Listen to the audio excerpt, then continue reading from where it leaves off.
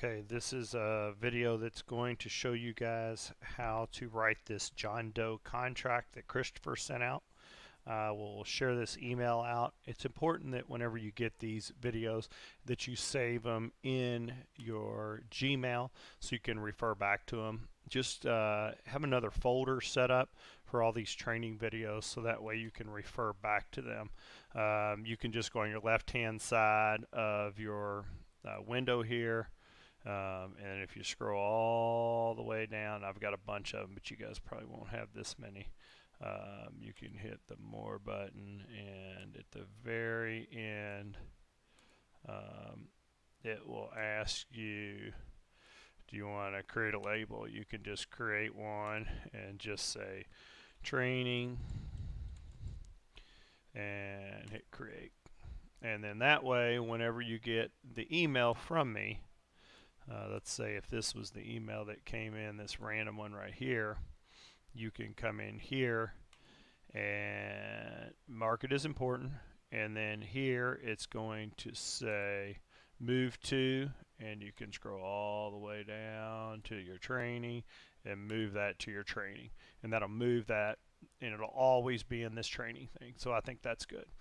So hopefully everybody's got this email that Christopher sent out. It is going to go over kind of how to write an offer. So I'm going to just jump right in right now. The first thing that I'm going to do is I'm going to pull up the property that he's asked us to write it on, and it is 117 East Burnett. So I'm going to log into my MLS here. And I am going to type in the 1117 East Burnett. Now, if you have it, the MLS number, you can just type the MLS number in here. And I like to open this up in a new tab.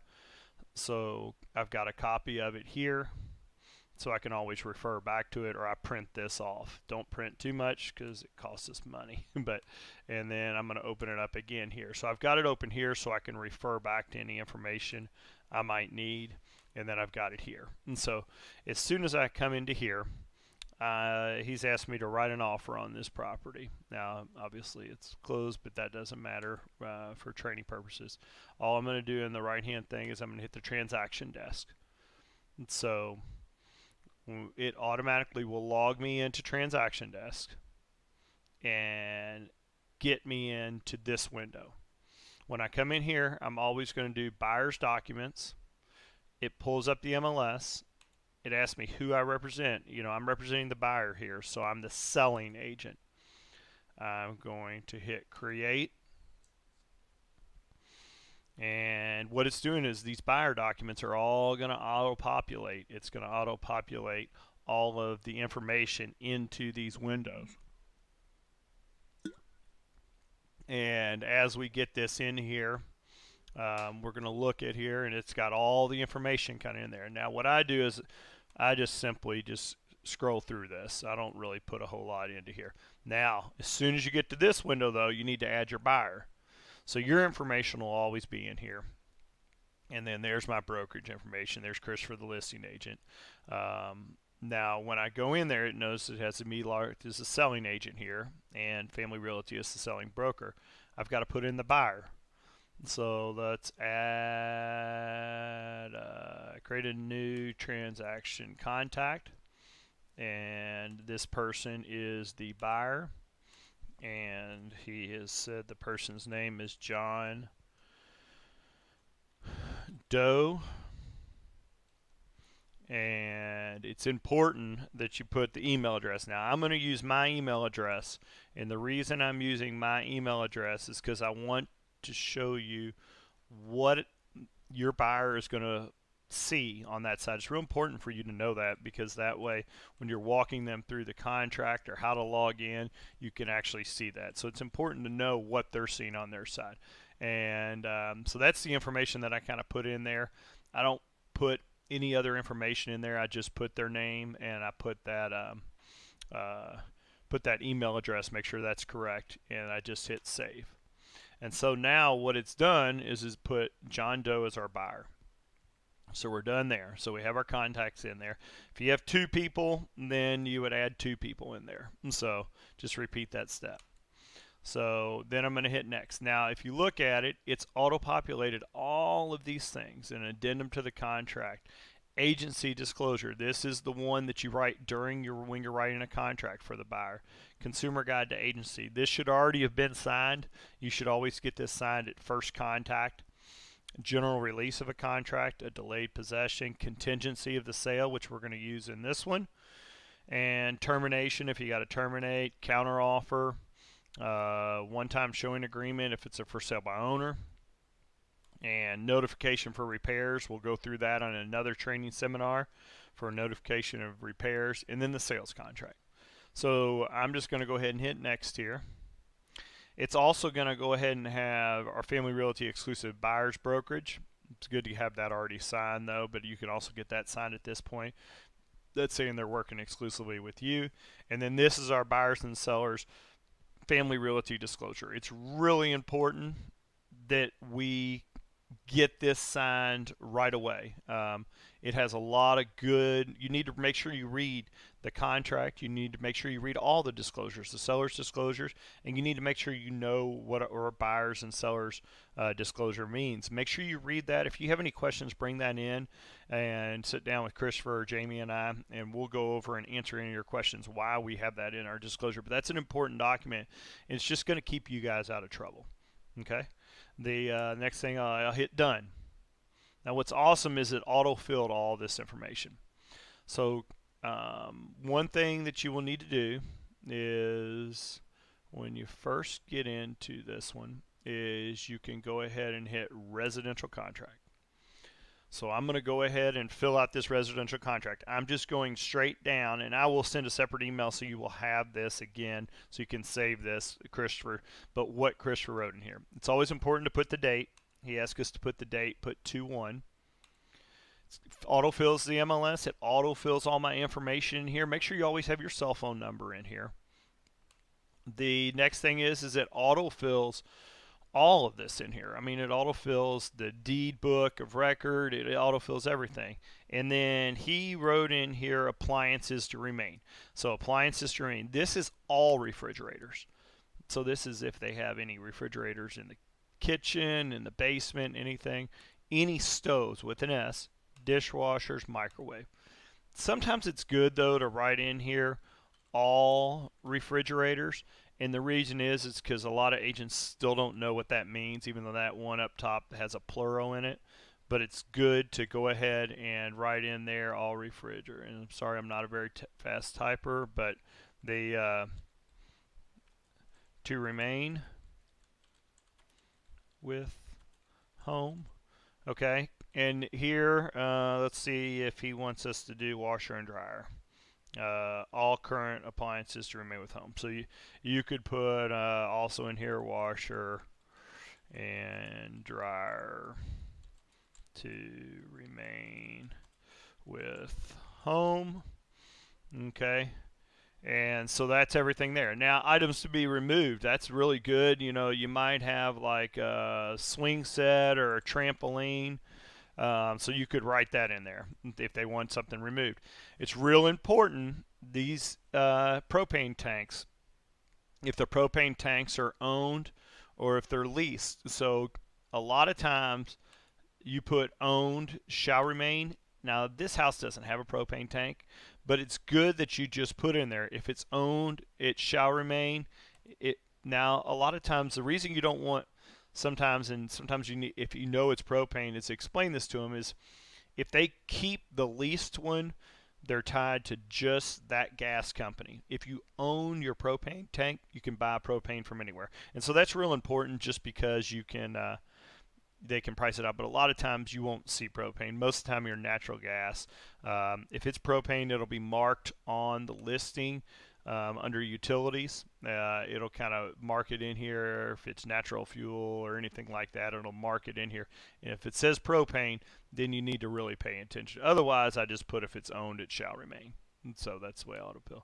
So the purchase price. The purchase price here we're going to do is $165,000. And earnest money, he wrote in here that we're putting a good faith earnest money. It's the same thing, $1,000. Remind your people that this will be deposited. So that means it will clear their account. And so make sure they have $1,000 in their account when you write that in there. Okay, the next is the type of down payment. Is it cash? Is it a home equity line? Like, is it from another house? Is it a gift, or is it something other? Christopher wrote in here that they're putting, it's coming from savings. So they're putting, and it's coming from savings. And here, you can just put a percentage. It's easy. So you can put 20% and then you're done. The next one is what type of financing that they're doing. And so you should know what the average rates are and what it is, but this person's probably doing a conventional.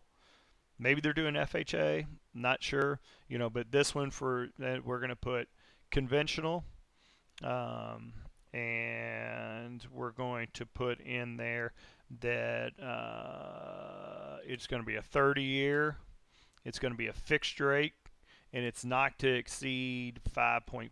Now, it's real important in here that you know what their rate is and that you put maybe a quarter point higher, because basically that means that if that rate were to go up and they didn't fix in their rate, if it goes up to, let's say I put in 5.5 and it goes into 5.75, they have the right to get out of this contract. And so you need to be careful on what you do put in here. Make sure you kind of know, you should already have all that mortgage stuff taken care of and know what it is. Call their lender and say, hey, what's their rate? The rate's 5.5. We'll put in 5.25 so it does not exceed it. Okay. Most of the time, our people have already submitted all their loan documents. It's important that your person that's buying your property submits their 2 years taxes, their 2 months of their pay stubs, and 2 months of their bank account information. So it's a full pre-approval. So that way this approval doesn't take very long. But I like to put 5 days in here. It gives them a little bit of time. And then he told me that we're doing X, Y, Z mortgage. And if I misspell something, it's just because I'm trying to go fast to make this shorter. You put their information in here, 502 555. I normally put their email address in here just so all the information's on the contract. Okay. Now we're going to just jump to the next one here. Now, if it's a VA only, you're going to have in here, you're going to have to put that the seller is going to pay, and they always have to pay the termite inspection. So I always put in here like $75. That way that the seller knows that they're responsible for within VA guidelines of that. And this isn't a VA, so this doesn't matter at all. So we can just hit 0. Now, remember, I never want to hold the escrow, regardless if you're a listing agent or that.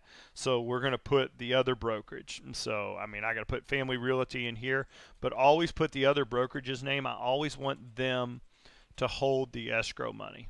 So make sure you read the whole contract now.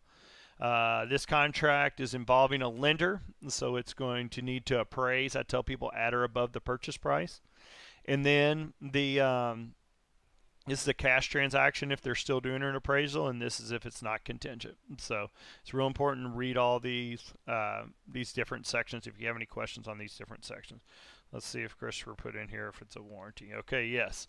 So I'm going to put in here it's going to have a warranty. So I'm going to make the seller pay a $555 warranty, and that towards purchasing a limited home warranty and order prior to closing by. We want to order it, or you can let the sellers order it. If you want to order the home warranty and pick the home warranty, you need to check that. We like to use First American now here, so I'm going to go ahead and put the buyer will. So the seller's going to pay this. Comes off their proceeds. The next one is the seller's disclosure.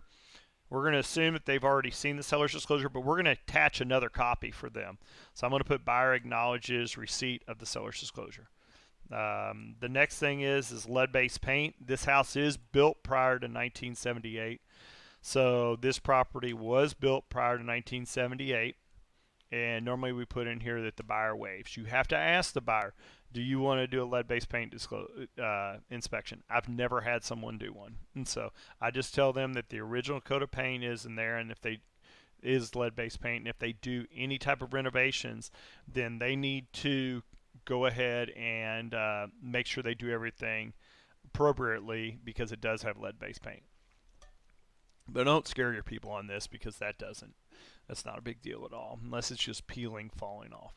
Everything else is in here as far as verification. So just make sure you read the whole contract. We're going to go over the whole contract tomorrow. And then the next one is inspection. I never want you guys really to put this unless you're dealing with an investor that's willing to take all these risks. We should always give them the right to inspect. And so this gives them the right to inspect the property, and then they have 3 choices. If you read this, they can either void the contract, and I tell people we're looking for structural, manufacturer defects in the property, not cosmetic when we're negotiating. But what this means is we agree to submit something in writing by 14 days, and then the buyer will respond by 3 days. I will respond by 3 days back. And so this is not we do the inspections and then we get 3 days to there. We have to get it to them before this expires. Then the seller has the right. Then the seller, once we get it to them, they have 3 days.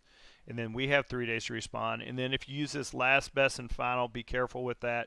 If you say last, best, and final, that means they cannot counter back. And they have 3 days to tell you if they're going to go ahead and move forward with the contract or void it. Survey, it's always important. I would always give people the right to do a survey. I think Christopher put in here that 10 days for the survey. And then closing. I like to always pick a specific closing date, but now this contract is contingent, so you can't do that because it's contingent on us selling our property, and we don't know when that is. But it's real important that if you do know when you're if there's no contingency, like you're not selling another house, go ahead and pick an actual date. It's always important to pick an actual date so nobody can say, oh, well, I need another day, because these ranges can kind of get you in trouble. But because we're doing a contingency, we don't know when our house is going to sell, because this one is contingent on us selling our house, then we have to put a range in there. So this will be 35 to 40 days after we sell our house, and we notify them that we've sold our house and we're moving forward with the contract. We're getting the key simultaneously with closing. Try to always get the key simultaneously with closing. It prevents a bunch of problems with people leaving stuff and not getting out of the house. Condition must remain the same after the contract, and I'm going to show you how I'm going to walk through this once we send it to the buyer, how we walk them through all this. It's real important you put there's no valid leases, because otherwise they would have to honor the leases. As we go through here, the last one is never check this decline owner in time. I just leave that open. I don't know why they put that button there. As we kind of go through here, it says we get commissions, we get everything paid. Make sure you just read all this. I'll go over how we put this. And so our buyer needs $3,000 in closing costs. So I'm going to put in here seller to pay $3,000 of the buyer's closing costs and prepaids at the time of closing. So what I'm saying here is the seller's going to pay $3,000 on the closing statement of the buyer's closing cost and prepaids. That's important at the time of closing. So that's there. And then I'm going to always try to give them, just talk to the agent before you write up an offer. Don't give them a time that they can't respond to. They might be going to U of L game, anybody there. You give it 8 o'clock at night, and there's no way they're going to get back to you. Then it expires, and you got to rewrite it. So talk to the agent. This agent says, by 10 o'clock a.m., this is p.m. This is kind of hard to read, but there. Sometimes I'll go ahead and write in here p.m. Oh, sorry. p.m. And so I'm going to give them tomorrow. I'm going to give them a whole day tomorrow to respond to us. And then there his name is, it's already filled in there. So that's it. So the contract is done. we'll have this printed out so you can see that. Now the other thing I've got to do is I got to go through and I got to get the other documents. So I always like to hit File and come in here and just hit Save, and it'll make sure that that's saved in there, so you don't go to the next one and all of a sudden you go back and it's late at night and you've got everything wrong. So so I go into my transaction documents. So the next thing I need to do is the buyer's agency.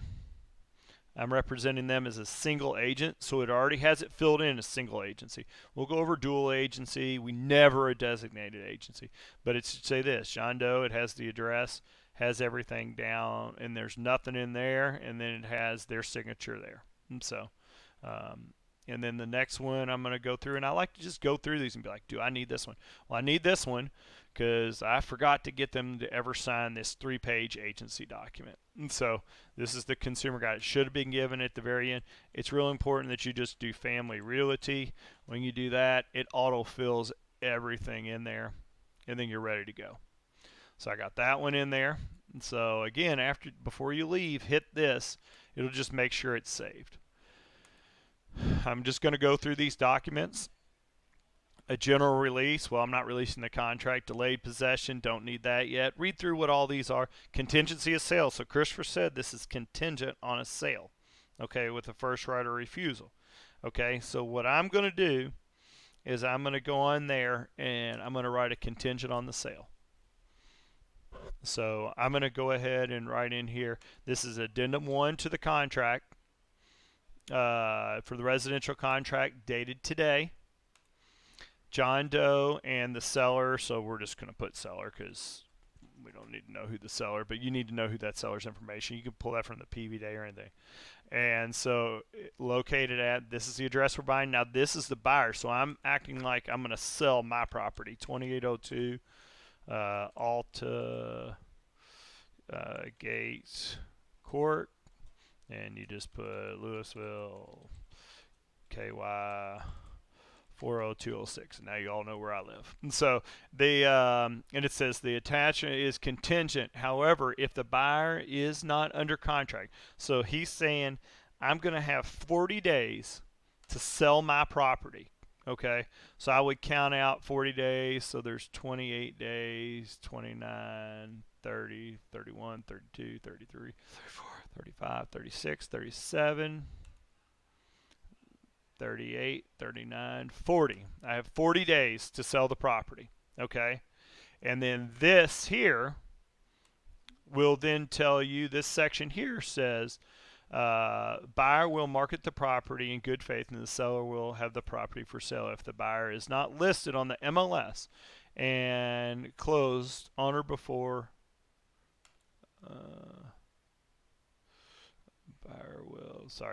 buyer will market the property for good faith and good finance. The seller will continue to market the property if the buyer's property is not listed for sale on the MLS and if the buyer has not removed the contingency and closed within. So if it's not listed, so listed within has to be listed within, what did we put in here?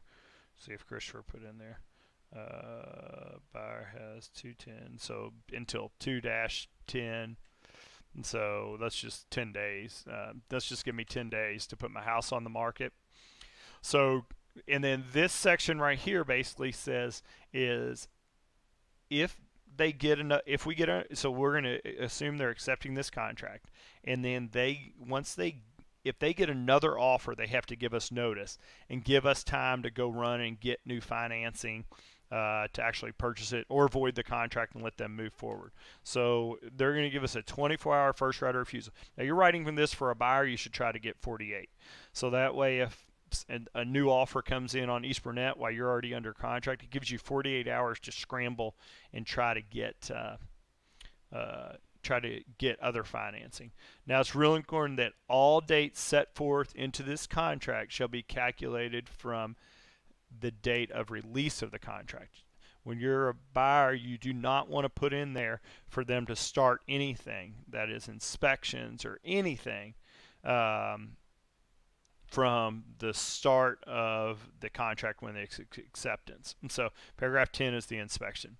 So you definitely want to do that. Now, if you're on the selling end and you accept one of these contingencies, always make sure they go ahead. You would rather them go ahead and have a little money in the game and have them go ahead and negotiate repairs and that. So if you're selling the property, you want to make sure if you get one of these that it already says this on there, because you want them to go ahead and start inspection. But since you're not, you're buying the property, you don't want your buyer to have any money in this if they don't end up buying it. And so all deadlines are from the release. It's real important you fill out all this information so that way you've got everything there. Again, make sure you hit save. Go back through that. Ask any questions. Read it. Read it. Read it. Read it. That's the best thing you can do. So the last one is, let's see, we did contingency. We're not terminating. There's no other counter offer or anything yet. There's not a one-time showing agreement. That'll be basically the thing that we will do if it's a for sale by owner, and we'll kind of go through that, how that changes things. This is when we're doing repairs.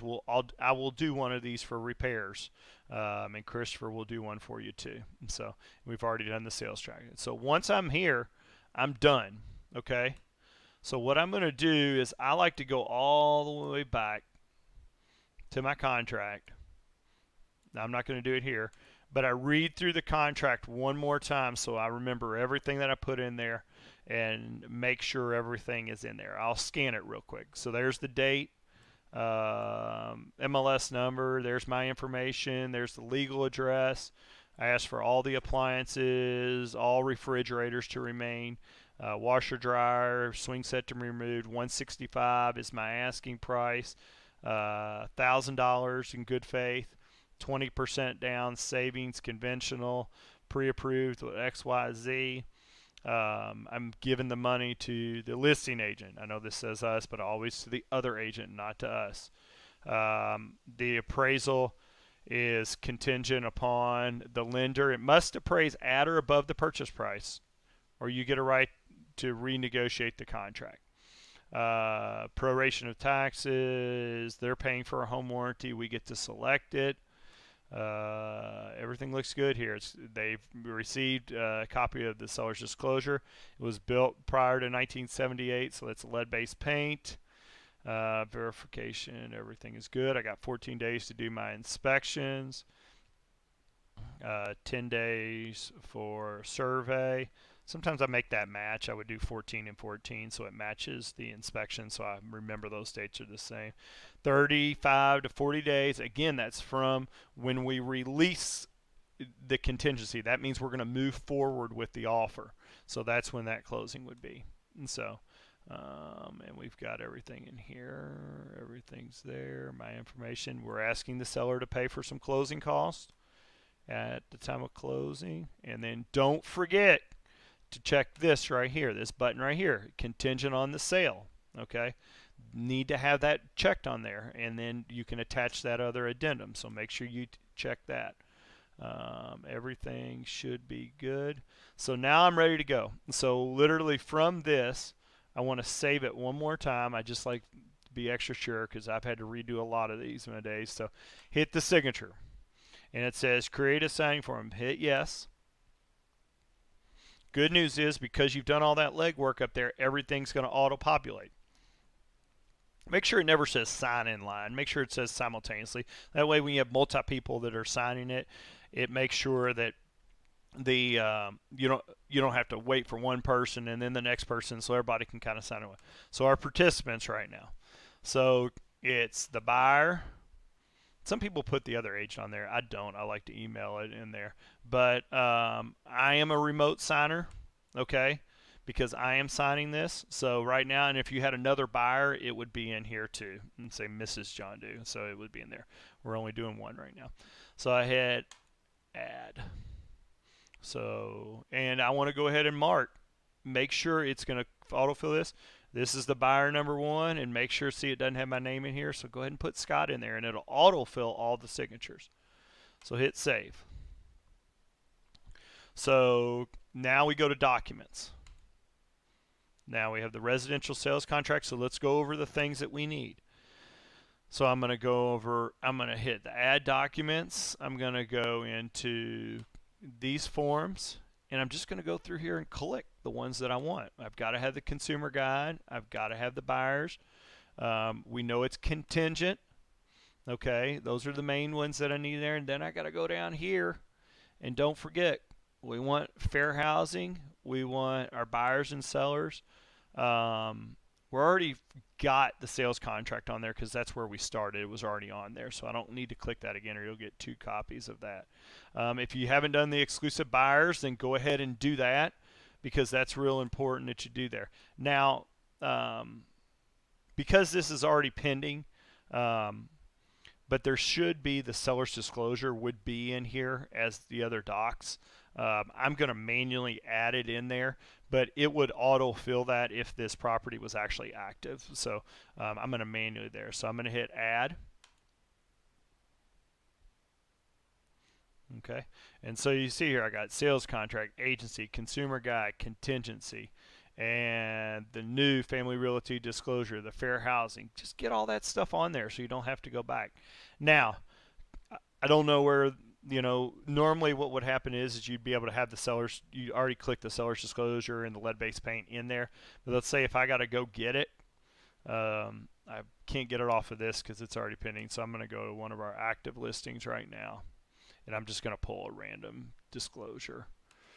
Let's hope we got one of these on here. So if I got to go in and I pull it, I could just go here. I'm just going to save this just to my desktop and just say SD for seller's disclosure, and I'm going to go in here and grab this lead-based paint here, and I'm going to hit the down button, and let's call this lead-based paint disclosure, so that way I know where to find it. And so now that I've got them on my desktop, I can actually add them to my contract. So I'm going to go back into here. It's still open. I'm going to hit add. I'm going to upload a file.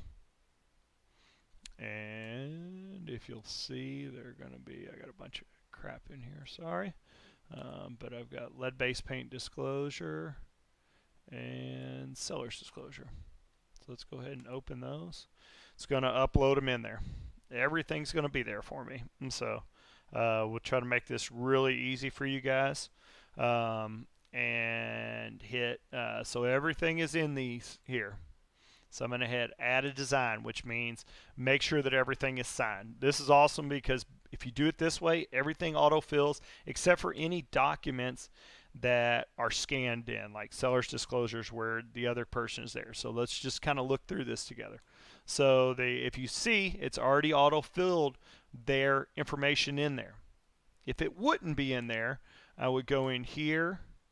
I would have it on John Doe. I would go drag and drop, and I could drag the initials in there. Okay, I don't need to do that. If I do drag it in there, the good news is if you right-click here, you can just hit add a date and add a time. Okay, so I'm going to delete all that real quick though.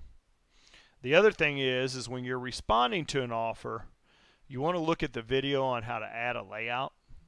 I can add a layout, and what a layout does is if I hit apply layout to a contract, and there's a video that shows this, I have a one-signer document, and I could go in here and it would autofill. I'm not going to do that right now. You all can look at that yourselves. But watch that video, because when you're counter offering, it's late at night, you don't have to drag every single one. It automatically puts them where they're supposed to be. And so let's go back. And so let's just look. So it's auto-filled everything because of everything I did there. So you can see here in the bottom, it's got all the buyers. It's got it right in the right place. So I'm just going to scroll down. I check to make sure it's there. I'm looking at the bottom right now, those initials. Everything's in there. And then look, it auto-filled here because I put myself as the selling agent. So I don't need to do there. That's just because I'm listing agent too, but we're not worried about there. I act like I'm just the selling agent. See, I've got everything in here. I've got John Doe's signature in there. When I scroll down here, it's already got John Doe's signature in the right place of that agency. Now it kind of screws up. I don't know why it does. In this consumer guide, let's see if it worked this time. It doesn't fill it in here. I don't know why they haven't figured that out. But just go in here, John Doe signature, put it here. It says signature and date. So right click, date, and then you can actually right click and hit a name block, and it'll drop the name block in there, or you can grab the signer's name in here and drag it over. So we put that in there. Again, here sometimes it doesn't put the right information in here, but it does. It have the buyer's information. Everything is there, so that's awesome. And in this one, I encourage you all to drag the initials down for the fair housing. That will literally save you everything, in case you've always got to assume that all your conversations are being recorded. You need to always be ethical. You need to always make sure you try to get all this stuff signed. Make sure that, again, this consumer guide is our form that we scanned in here. It's not going to autofill. So you've got to come in here and get this auto form. It has the 175 in there, but it has a lot of good information that we've compiled to keep us out of trouble. And so I'm going to go here. I'm going to go date and time. And then I'm going to go here. I'm going to ask the buyer. I'm going to say, hey, this was scanned in, so I have to manually drag these, but I'm going to ask them, I'm like, do you want to do any type of inspection or anything like that?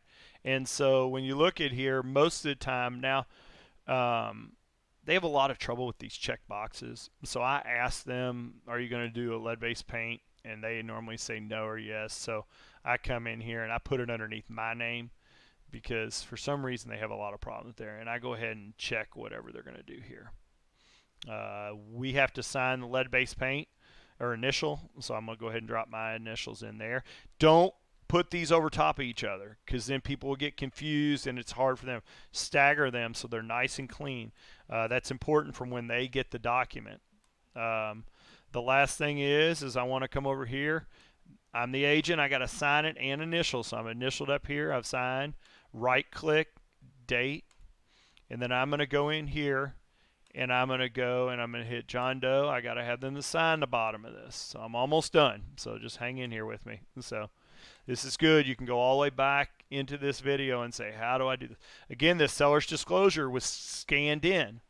So I've got to make sure they read a copy of that. I email them back a PDF of everything that they sign, because it's real important that they have a copy of everything, so they can't ever say, well, I didn't get a copy of it. They get a copy anyway when they sign this, but I email them back a PDF. What I did there is I just dropped over the initials and I right-clicked and I put the date and time in there. It doesn't have to be perfect, but you got to get it in there. Otherwise, Sarah and Ann are going to holler at you and be like, why didn't you put their initials on the third page? Oh, I forgot. Well, just go ahead and do everything up front.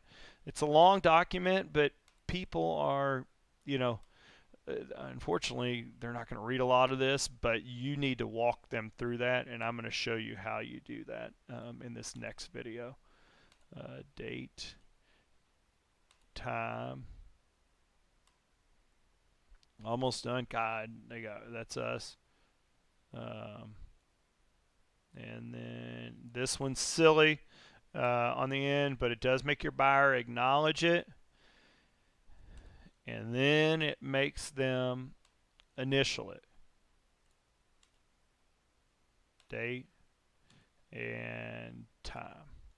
So now I'm at the end. You see I'm at the end. When I'm done, I will look over this all again just to make sure I got all their spots in there.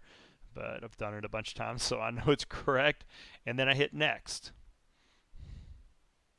And when I'm done, I hit send invitation. And then I let them know, and I hit OK. I say, hey, I sent you this invitation. Will you go ahead and log on and sign this document? I'm going to do a separate video that's going to show about the signing of that, what it looks like, so you can see that, and we'll go from there. But this should help a ton. I hope you guys appreciate it. Thanks. Bye.